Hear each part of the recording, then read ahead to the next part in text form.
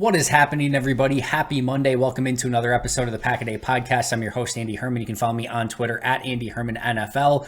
No practice on Sunday. I felt empty. I didn't know what to do with my life. I had to reevaluate everything.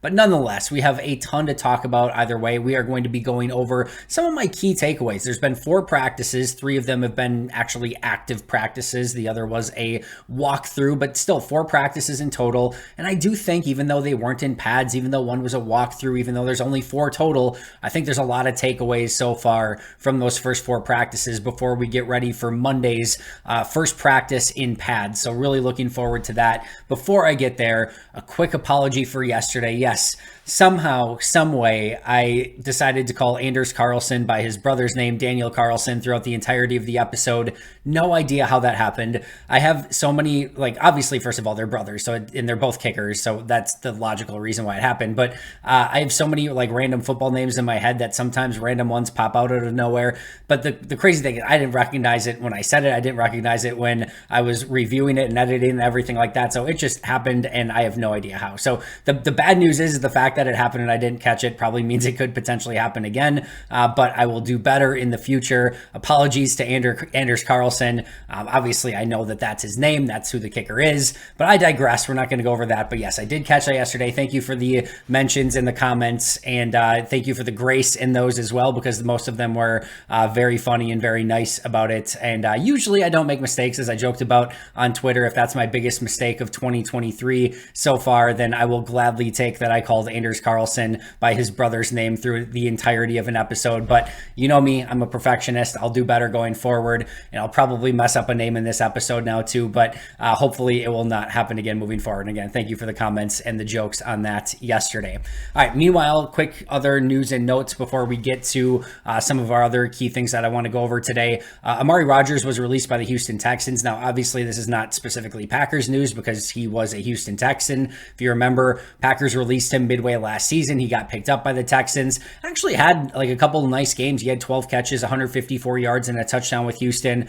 It sounds like it was a mutual parting of ways. But listen, for Amari, if things weren't going well in Houston, it's not like they have the most dynamic receiving core in the NFL. Obviously not a great sign for him. I really hope that he does ultimately succeed and find a spot. I do think different players have different breakout periods within their career, and it certainly has not gone according to plan for Amari. I also think that this is a real, another great indicator of just how important getting off to a strong start in the NFL is. And yes, as Packer fans, we have seen multiple players, Devontae Adams being such a great example, Rashawn Gary to some extent, Aaron Rodgers is another, that didn't come in and just, weren't amazing right away. And it took them, a few years before things really started to click, right? And again, that can happen at different stages of careers for different players.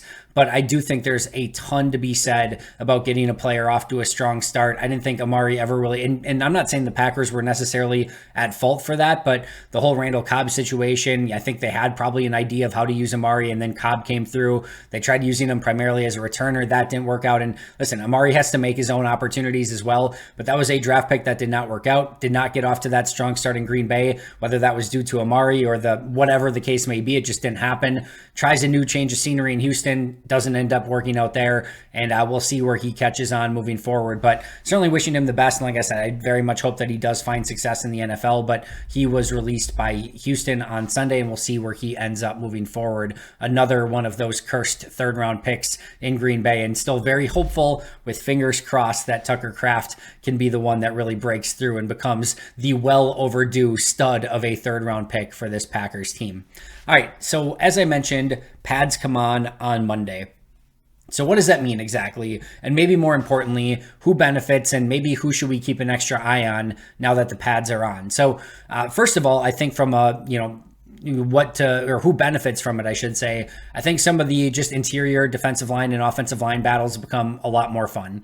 Without pads on, yes, those things are still okay to track, and you can see some easy penetration by defensive linemen and things like that. But it's different in the trenches when pads come on. It just is. And while there's no hitting and there's no tackling, you still get the down and dirty in the trenches, especially when those pads do come on. So I think we can evaluate a lot of the interior, offensive line and defensive line play a little bit more. I think we're going to be able to get a better look at Devontae Wyatt, TJ Slayton, Colby Wooden, Carl Brooks, those type of players. players. And then on the offensive side of the ball too, your Sean Ryans and your Royce Newmans. I think we're going to start to see who really steps up and who plays better when the pads come on, and then who ultimately maybe fades into the distance a little bit more. So I think that's something really to keep an eye on. I think Lucas Van Ness is going to be somebody who very much benefits from the pads coming on. If you are 6'5", 275 and are sculpted and have the physique of a Greek god, when the pads come on and you can be a little bit more physical, that's going to benefit you. And Van Ness basically kind of said as much the other day when he was interviewed and very excited for those pads to come on. He's already throwing Josiah DeGuara around a little bit with the pads off. So I'm very excited to see what he can do when those do come on. And like I said, I do think he's probably one of the ones that benefits most from it being a little bit more of a physical practice. Another one is Christian Watson, and you may not think of wide receivers traditionally as a player who might benefit from the pads coming on. Usually, pads can slow those type of players down a little bit, but Christian Watson is such a freak where with, corners, maybe not being quite as fluid with the pads coming on and things like that. When you're Christian Watson, it doesn't matter if you are, carrying a backpack full of, dumbbells, like you are still a freak athlete and you're going to be able to find a way to succeed. So when all things are equal and corners are maybe slowed down a little bit by the pads and things get a little bit more physical, when you've got a super freak of an athlete like Christian Watson who's 6'4", 200 whatever, and can run through your face, he can run a 4.3 40, like he's just got everything at his disposal. I think that's somebody else that's going to benefit. I think Tucker Kraft is another, and hopefully he's able to come back from whatever injury he had on Saturday. But I think that's another one where you look at these tight ends, right? Luke Musgrave, a little bit more of the thin, wiry, big wide receiver type tight end. Tyler Davis, who I think has done a really nice job blocking, all things considered. Still not your traditional big physical, run blocking tight end or anything like that. Josiah DeGuara, more the H-back, fullback type. Austin Allen's more the skinny, lean, wide receiver type, big receiver type tight end. Tucker Kraft is more your conventional, traditional tight end that has a little bit more bulk and is great size for the position with good athleticism as well. And I think once the pads come on, I think he could be set up a little bit more to have success based on his build and his athletic ability than maybe some of the other tight ends, and just being a little bit more of a well-rounded overall tight end than some of the other ones on the roster. So that's another one that I think could benefit more. Again, hopefully he's healthy and ready to go on Monday. If not, hopefully sooner rather than later. But Tucker Kraft's another one. So the interior, offensive line, defensive line, I think are going to benefit a little bit from this. Lucas Van Ness, Christian Watson, and Tucker Kraft are some players that I think ultimately could win a little bit more with the pads coming on. Some players that I'm really interested to watch with the pads coming on. Starts with Luke Musgrave, right? We know that this has been a player specifically in OTAs and mini camps that showed off his speed, his size, his balance, like he can run past players. But now pads come on, big man's game. It's going to get a little bit more physical. Like, how does he respond to that? How does he respond as a blocker? And as I mentioned the other day, his physicality against Kenny Clark on a run play was my first, okay, this guy has the willingness and determination, and he's going to, get a little bit scrappy every now and again. But this is a player, pads coming on. I really want to see how is his athleticism with the pads on, and how does that change his game overall. So that's kind of 1A on my list. The wide receiver core as a whole, right? Romeo Doubs, he's had this sort of breakout in year 2 so far. Does that continue with the pads on? Kirk Benkert, by the way, had some glowing things to say about Romeo Doubs on Twitter on Sunday if you want to check that out.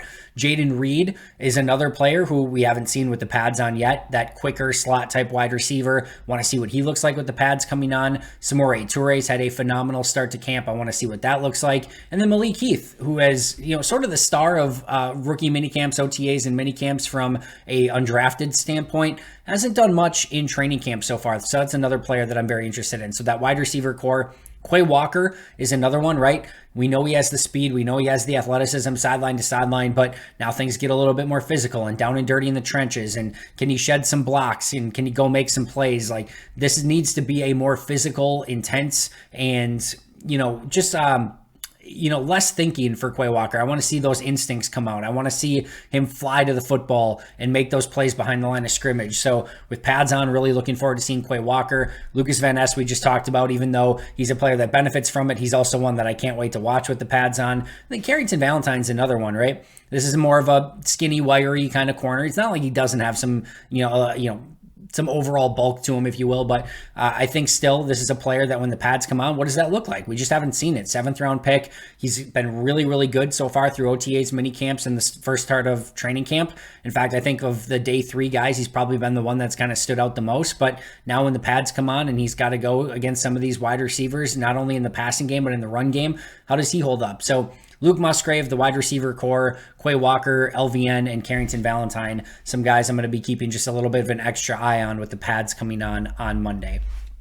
All right, so that is our precursor to today's main topic and main episode for today, and that is going to be our 10 key takeaways from training camp so far. And again, 4 practices in, 3 live ones, and I really kind of just want to go over what I've seen, and I've gone over every single one of these points in my episodes so far. For the most part, I think maybe there's 1 or 2 that I haven't gone over in detail here, but I just want to sort of emphasize some of these because I do think these are the 10 that have stood out to me in totality so far. So number 10, we're going in reverse order. So number 10 is the play of the defensive line.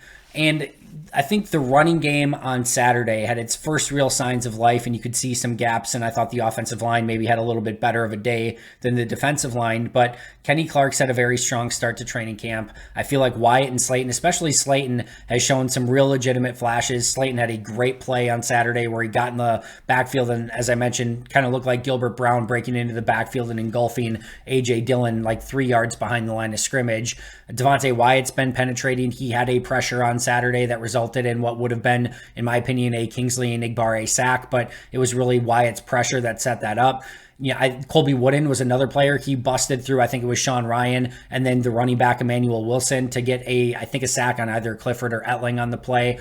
And then, Carl Brooks has shown some ability to get in the backfield and penetrate as well, and was one of the guys I was super excited about coming off watching his tape when the Packers drafted him. So overall, I think the defensive line has played well so far. I think they've been ahead of my expectations going into training camp, and now I want to see what that looks like when the pads come on.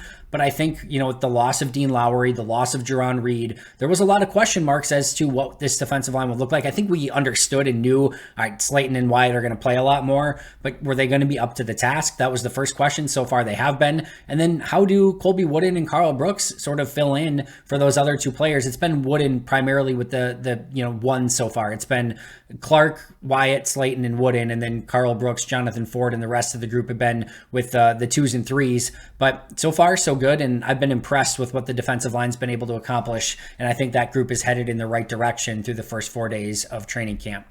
Number 9 on my list is just how much 2 tight end sets they've been working with. And not a super surprise, they're going to go with a lot of 11 personnel, and then they're going to go with a lot of 12 as well, meaning 1 running back, 2 tight ends, 2 wide receivers. But, with the unknowns at tight end, you've got no Robert Tonyan, you've got no Mercedes Lewis, you bring in 2 rookies, you bring back Josiah DeGuara on that H-back, fullback tight end role, and then you've got Tyler Davis as well. I was interested in especially with all the young talent at wide receiver, there certainly could have been a world where they run a lot of 11 personnel.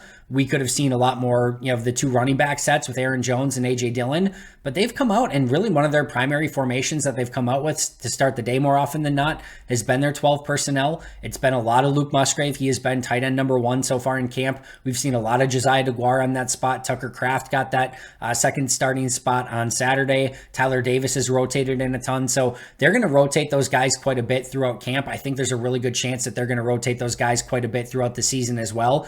But even with the unknowns at tight end, it seems that Matt LaFleur really wants to work in a lot of 12 personnel and get those young tight ends on the field. And I think that's an exciting thing because there's a lot of talent there. Musgrave and Kraft are chock full of potential. Now it's just unlocking that and making sure that they can go out and play at a high level. It may not come right away. It's a really tough position to play from day one, but the talent is there. The mismatch opportunities are there, and you can tell that Matt LaFleur really wants to work within that formation, and I think we're going to see a lot of it this upcoming season, and it has been an emphasis so far through the first 4 days of training camp. Number 8 might excite only me, but you know me, I get excited about the weird minutia and things like that. But there's a legitimate punter battle. We've got ourselves a real life punter battle. Daniel Whelan has looked really, really good. Going back to OTAs and minicamp, and I thought his best day as a Packer was on Saturday. He was booming the ball. I think Domovsky, had like a 52-yard average, something like that, with an incredible hang time throughout the day. And this is a real opportunity for him. Now, to be fair here, Pat O'Donnell had some more like coffin corner opportunities, which is why his average wasn't quite as much. And Daniel Whelan was more the swing away, just kick it as far and high as you can sort of opportunity. So it wasn't completely apples to apples. I forget who it was in the comments yesterday as well. But somebody pointed out that it was Daniel Whelan holding on the kicks for Anders Carlson when he went 2 for 7 on the day. I cannot confirm that, but I do think there's probably a really good chance that that was the case, considering O'Donnell had done it on the day that he punted, and he was the holder that day. So my guess is that Whelan was probably the primary guy. I didn't see anything that was a poor hold when I was watching it per se, but that doesn't mean that there wasn't anything either. So yeah, well, that's going to be something to keep an eye on, but He's done a really nice job punting throughout OTA's mini camps and training camps so far. And I do think it's a battle. And I've said this on a few different occasions already, but I'll repeat myself again. O'Donnell, 8 years older, makes over $1 million more, and doesn't have any controllable years on his contract like Daniel Whelan does. If this is even close, the spot probably should go to Daniel Whelan unless the holding is really a legitimate issue and O'Donnell's just that much better and they don't think that the Anders Carlson, Daniel Whelan, whoever wins the long snapper battle is going to be able to make field goals because of it. But if he can nail that down and the punting is even close, to me that's advantage Daniel Whelan. But I do think we have a real legitimate punter battle on our hands. So what more could you possibly want out of a training camp than that? Number 7, the return of Jair Island. He has been beyond phenomenal. Like all first team all pro stuff, shutdown corner. He's not giving up anything. He's competing at the highest of levels. It's just a joy to watch him go out and practice. When I've talked about like things to go and see at practice, I've mentioned Jair specifically. Like just go to practice and watch Jair on a given day. First of all, he's entertaining as heck on like just everything that he's doing. Second of all, his attention to detail, the way he practices, there's no question in my mind, and there shouldn't be a question in anyone's mind, why this guy is as good as he is. He takes everything so seriously in a positive way. Like I mentioned, there's a lot of goofing around and having fun too, but that's in between stuff. Once that whistle blows and it's a team period and an individual period, he is working on perfecting his craft, and he has apparently done so far because this looks like first team All-Pro Jair, and that is a great thing to see. And this is not just like, oh, they've got young receivers. Like he looks amazing. He looks absolutely amazing, and Jair Island looks to be making a real comeback in 2023. Number 6, Zach Tom seemingly in the lead for the right tackle spot so far. This looks like it's going to still be quite the battle between Yosh Nijman and Zach Tom. And with David Bakhtiari kind of being in some practices, out of some practices, that means somebody's going to have to take that left tackle, opportunity as well, which has been Yosh more often than not. But so far, Zach Tom has got the primary duties with the ones at right tackle. Yosh has worked in a little bit, and there's been some, switching and rotating there as well. But Zach Tom, I would say, has gotten probably about 70%-ish, if not more, of the number 1 snaps at right tackle so far. He has got some number 3 reps with the center group as well. He's worked as the number 3 center with the number 3 offensive line as well, meaning Zach Tom. So they are still trying to cross-train him a little bit. But if I had to guess right now, if the season were to start tomorrow and they were to line up their offensive line, I think you're looking at Bakhtiari, Jenkins, Myers, Runyon, and Zach Tom left to right to start things off to begin the season. So we'll see. Yosh certainly still in the equation, and I know he will fight tooth and nail like he has done his entire career to go from undrafted free agent to starter in this league. And he's on a nice contract, and this is a contract year for him too. So we'll see what happens there. But I definitely think he's going to battle this out with Zach Tom, which is exactly what you want to see. But right now, I think Zach Tom very much in the lead. Number 5, the amount of Jordan Love plays under center that we've seen so far has been noteworthy to me as well. And Aaron didn't like playing a ton under center. He didn't like turning his back on the play action fakes and things like that. Jordan also, remember, played a ton of shotgun in college. Like that was primarily a shotgun offense. So he had to learn under center and a lot of the nuances and footwork of that. Not only has there been a lot under center for Jordan Love, he looks so comfortable doing it. His footwork is great. He has no problem, at least watching him, turning his back to the defense, knowing where to go with the football, planting his foot, hitting receivers in stride. In fact, he looks like extremely comfortable in those situations. Like it is going to be a primary core play that he likes to run is the under center play action stuff. And he's mobile enough to get out on the bootlegs. He had a great play to Toure the other day where, that little bootleg rolling to the left. And that was something that some quarterbacks just really struggle with, that rolling to the left when they're a right-handed quarterback, because you got to kind of throw across your body. He had a great play rolling to his left and using his arm and his mobility to get outside and make that throw to Amari Rodgers. So it has looked really, really good so far, and I don't think there's going to be any concern whatsoever. If Matt wants to call under center, shotgun, we saw some read option plays. We saw some legitimate option plays in practice the other day. There's going to be a plethora of stuff that Jordan Love is capable of doing at quarterback, and we're going to see him, I think, be very, very comfortable under center, play action, and striking the ball downfield off of the play action opportunities. But it has looked very clean, crisp, and just very comfortable for Jordan Love under center so far. And like I said, we have seen a lot of it. Number 4. All right. Brace yourself a little bit for this one. This might be a little bit harsh. All right. I'm just going to say it up front. This might be a little bit harsh.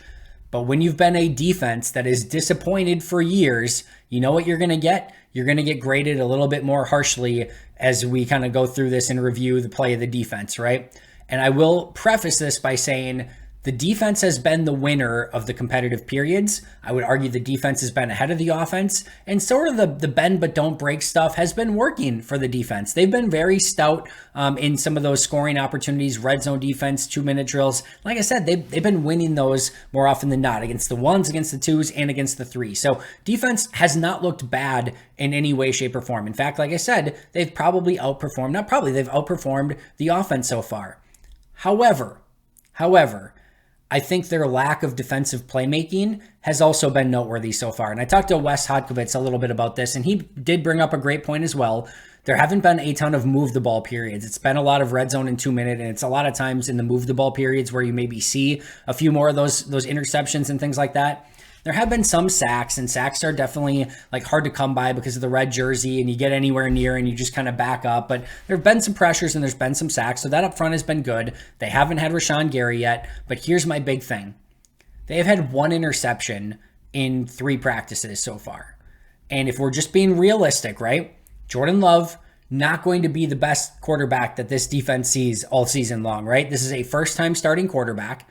They've intercepted him 1 time off of a deflection where Jair made a ridiculous diving play to deflect the ball, and the ball popped up in the air advantageously for the defense, disadvantageously for the offense and Jordan Love. That is their only interception through 3 practices. And it's not just Jordan, right? Sean Clifford, the 5th-round rookie, they have not intercepted. Danny Etling, the journeyman 30-year-old quarterback who's never started a game in the NFL, has not thrown an interception. Alex Magoo, the whatever league he was in, was USFL MVP, no interceptions, right?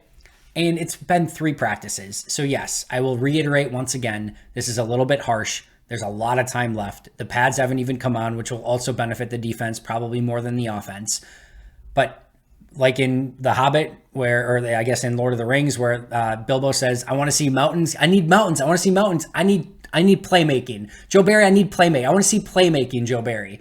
And I haven't seen a lot of playmaking out of this defense yet. That's something that's been lacking overall, and I want to see a little bit more of it, and I want to see some interceptions. I want to see some deflections. I want to see some, big time, untouched blitzer off the edge. I just need to see a little bit more oomph and pizzazz and playmaking from the defense. I haven't seen that through 3 days of live practices and 4 days overall, and I would just like a little bit more of it. And when you have 1 interception against 4 really inexperienced quarterbacks in 3 days, that's just not quite good enough for me. And even that interception was a little bit fluky. So I need more defense. I want to see more of those playmaking opportunities.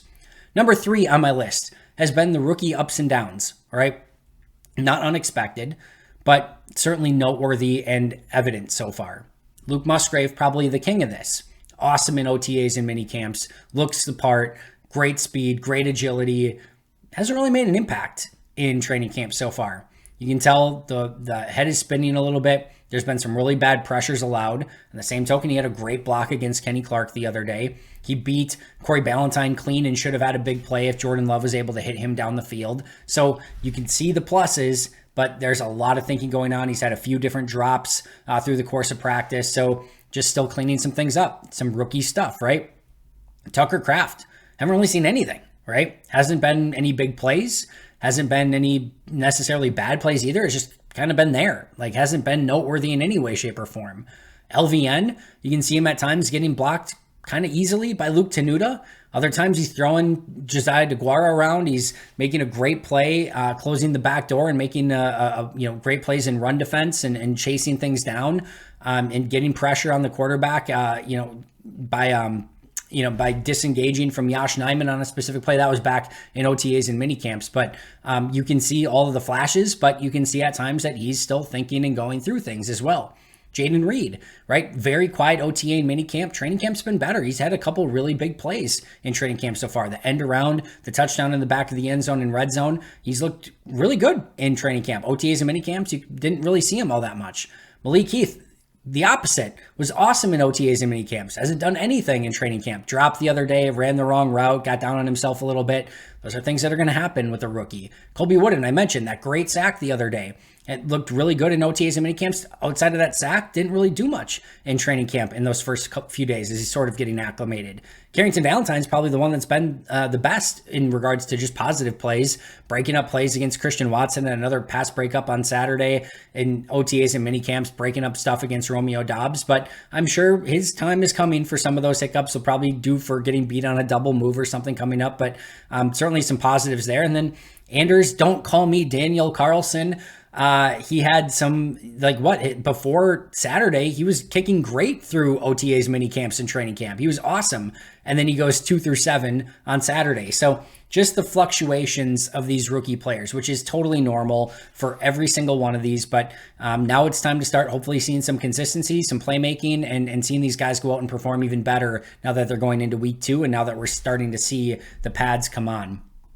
Number 2 on my list is the play of Samori Toure. The big 33-yard completion on 3rd and 3 in the 2-minute drill the other day. A couple really big, deep crossing plays down the field.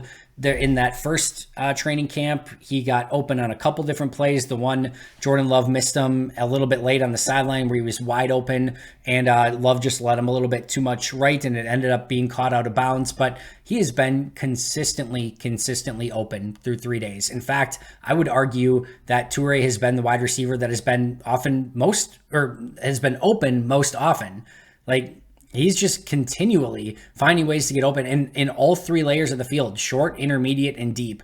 There seems to be a legitimate step from Samori Toure so far. We'll see what happens when the pads come on and if that can continue. I mentioned this yesterday, but the 4 wide receivers right now, Watson, Dobbs, Reed, and Toure, and in some order, like they're all going to play a lot. And I think those are going to be the 4 that you see on the field a ton this season. But Romeo Dobbs, Samori Toure really have looked like they've taken legitimate steps, and Toure looks really freaking good. Very, very excited. I'm hoping that continues through, once the pads come on Monday and just throughout the season, because this is a player that, if you remember last year, he had that big touchdown pass, and like midway through the season, Matt LaFleur was already talking of like, we've got to find ways to get Samori on the field more and him more involved. Like Matt was talking about him midway through last season. Like, they know that this guy can play. This is a steal of a 7th round pick, and I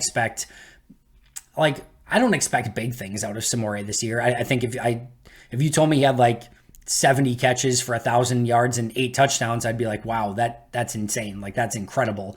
I wouldn't bet on that. I'd take the under on that. But if you told me he had a really nice season as a number 3, number 4 wide receiver with 30, 40 catches for, 600 yards and a handful of touchdowns, I think that's very much within the realm of possibility. I think there's going to be a very, very nice season in store for Toure based on what I've seen in camp so far. The number 1 probably goes without saying, but has been Jordan Love's progression, and a double meaning on the word progression. 1, his ability to go through progressions has been noteworthy to me. I've talked about it all week long, even on his bad days, is that I've enjoyed seeing where he's thrown the football to.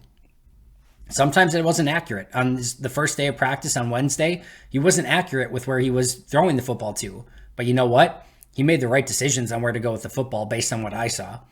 That was awesome. Like, I loved his decision making. I loved him getting the ball out of his hands. I loved him hitting the deep opportunity, like throwing to the deep ball opportunities when he had them. Do I wish he would have completed them? Yes. But then you know what? He got better the next day. And I think he was 5 of 13 or something on that day. But you know what? couple incredible throws, and I liked once again his decision making and where he decided to go with the football. I thought it was a really strong day despite the numbers, even though having 2 touchdowns, 1 interception, and the low completion percentage. I liked his decision making again, and then it all came to fruition on Saturday, and it was everything. I thought he went with to the right places with the ball with great accuracy, showed off the arm strength, made some big time throws down the field. And we saw our first real glimpse of what really good Jordan Love looks like, in my opinion. And that was awesome to watch. It was really fun. So his ability to go through progressions and make the right reads, get the ball out of his hands and play within the rhythm of the offense has been by far and away my biggest takeaway. There's going to be some ups and downs. There's going to be some poor decisions along the way, I'm sure. There's going to be some inaccurate passes as we saw on Wednesday.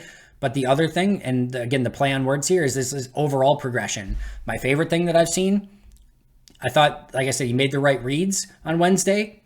Wasn't a great practice. Missed some open opportunities that should have been big plays. Thursday, made the right reads. Had some, incompletions and stuff, but overall, some really big time throws. A deflection that ended in an interception, but he got better from Wednesday to Thursday. Then you've got the walkthrough day on Friday. And then Saturday comes back and has his best day of practice. But he got better every single day throughout the week. And that's really what this season is about, is seeing these flashes from Jordan Love, but then starting to see the consistency come through. And then can he get better day by day, week by week, and by the end of the year, really be a quarterback that other teams are like, oh, we really have to be concerned about Jordan Love at this point because he's doing some amazing things. And Saturday was our first glimpse of that. And now the old Mike McCarthy, can he stack success? Can he take that Saturday performance and stack it on Monday and do it again? And then on Tuesday and so on and so forth. That's what I really want to see as we transition to week 2 is can he continue that progression and can he stack those days consistently and show that he can be a consistent quarterback day in and day out. That is really, in my opinion, the really next big step for Jordan Love and something that I'm hoping to see more in week 2 with those pads on. That's going to do it for me today. Thank you so much for joining me. Just to recap for you here, my 10 takeaways from camp so far. Play of the defensive line, all the 2 tight end sets, a real, true, legitimate punter battle, the return of Jair Island, Zach Tom in the lead at right tackle, Jordan Love under center a ton and doing really well with it, lack of defensive playmaking, the rookie ups and downs, Samori Touré's play and breakout in year 2 so far, and Jordan Love's overall progression. Practice on Monday, padded. I'll have a ton of takeaways from that. I do believe I'm going to be doing a quick hits video as soon as that practice is done, as well as a full video for Tuesday morning to break down everything that I saw. You're probably going to want to subscribe if you haven't already. Like, comment. Listen. Also, if you're listening to this on iTunes, especially, we had 2 douchey grades recently, like a 1-star review that clearly people did not know what they were talking about. So if you could do me a favor in your heart of hearts and just leave that 5-star review to get rid of those 2 douchey comments at the bottom that people don't know what they're talking about are making, that would be amazing. So again, if you could do that on iTunes, if you're listening, or Apple Podcasts, I should say, give that 5-star review, make a comment, and tell me how much you love the podcast just to re-up my spirits after those comments. So that would be amazing. If you're on YouTube, make sure to like, comment, and like I said, subscribe if you have not already. I'll see you guys tomorrow. Hope you're enjoying all these as much as I'm enjoying doing them. Hopefully I didn't screw up any names today. Apologies to Anders and Daniel Carlson. Until next time, and as always, go Pack Go.